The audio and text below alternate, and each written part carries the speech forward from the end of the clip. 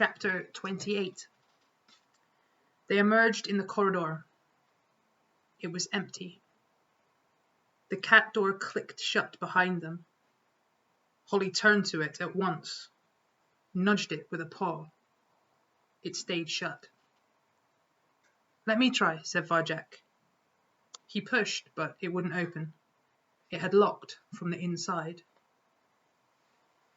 "So you can come into this place," said Holly, "but you can't leave." "The gentleman must have changed it," said Varjak, a knot of tension growing in his stomach. This wasn't a good sign. He looked around the corridor. The thick green windows were closed, the lace curtains drawn. It looked normal, except that, like the garden wall, everything seemed much smaller and older than he remembered.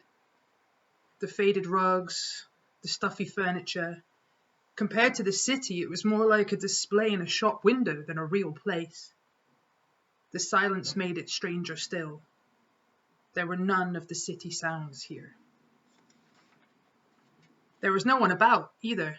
Not the family, not the gentleman, not those black cats of his. Yet it smelled strongly of cats, as if there was lots of them very near. Her whiskers tingled. This wasn't right. Where were they all?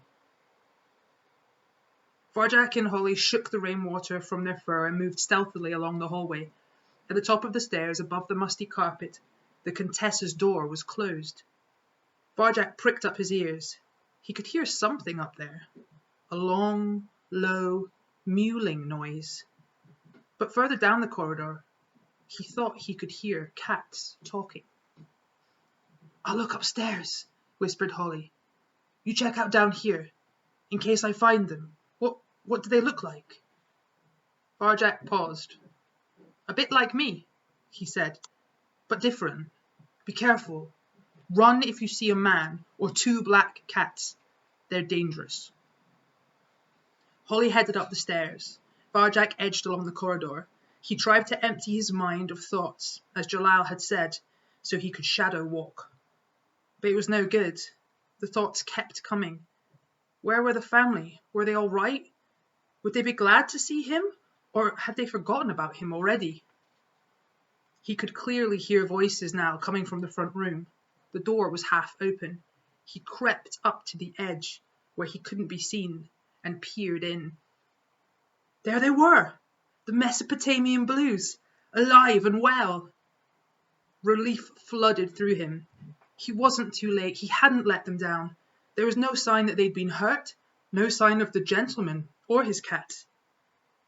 It looked like a family council was in progress. But it was Julius who sat now on the Contessa's red velvet armchair. The others were clustered around, fiddling with their collars as they listened to him speak. What was going on? "I don't care," Julius was saying. "But things like this don't happen for no reason," said Father. "Shouldn't we try to find out what it means?" "I'm the head of this family now," said Julius, flexing his muscles. "Does anyone have a problem with that?" There were a few mutters around the room, but no one replied. Varjak couldn't believe his eyes. Things really had changed since he'd been away. Julius was acting like a gang boss. It looked like he'd done to Father what Father had done to Elder Paw. "If we all agree," said Julius, "then the council is over." Varjak took a deep breath and stepped into the room. They turned to stare at him as if he was a stranger. "Varjak," said Mother, "is it really you, sweetheart? Look, everyone, he's back!"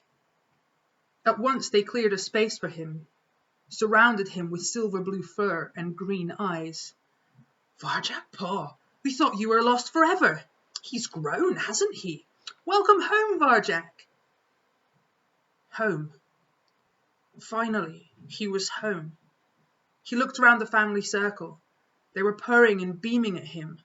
Mother, Father, and Aunt Junie, Julius and Jasmine, Jay, Jethro, and Jerome. They all seemed so glad to see him. It was good to be back. "Where have you been, son?" said Father. "Outside." "And the Elder Paw?" Varjak shook his head sadly. Gone. Julius stepped between Varjak and his parents. Things have changed since you disappeared, he said. I'm head of this family now. Father was for a while, but now it's me. He stuck his chest out to underline the point. He was bigger than Varjak remembered him. He'd grown taller, his body had thickened and become more powerful. His collar was tight around his neck. He looked extremely well fed. Varjak glanced at Father. He seemed tired and old next to Julius. It was obvious who would win in a fight. Perhaps it had already happened. Congratulations, said Varjak to his big brother. That's not all that's changed, began Father. No, things are better for us now than they've ever been, interrupted Julius. He pressed something down beneath his paw. It was the toy mouse. The gentleman's been very good to us. Him, said Varjak. His cat killed the elder paw. There was a gasp around the room, but Julius just looked annoyed. You're lying, he said, raking his claws across the mouse. It had become ragged. Its fur was wearing away. The gentleman loves us. His cats are our friends. Why would they do a thing like that? They wanted to stop us going outside. Well, there's your answer, said Julius. They were only trying to help. If you hadn't been doing something wrong... Varjak bristled. It was Julius who was wrong. Varjak knew he was, but Julius could always make his lies so convincing, and Varjak couldn't find an answer fast enough. Not now, said Mother. Julius is right, Varjak. The gentleman still feeds us wonderful food every day. As for his cats, Julius shot her a look, and she coughed. Well, that's enough of that, she said quickly. But just look at you, sweetheart. Haven't you grown? And those scars on your face. Oh, you've changed so much, I hardly recognize you. What scars? Said Varjak, and remembered Ginger and Razor and Sally Bones. He smiled. The world outside had left its marks on him. Well, I've had a few fights. A voice like milk in the morning purred in his ear. Cousin Jasmine. Why, Varjak, you're not a little kitten anymore. Varjak's ears perked up. He'd always liked Jasmine more than the others. He'll always be our kitten, said Mother. She licked Varjak's coat to smooth his fur. He didn't object. He let her warm tongue wash away the rain from the storm and the city's grime, let her strip him of the smell of outside.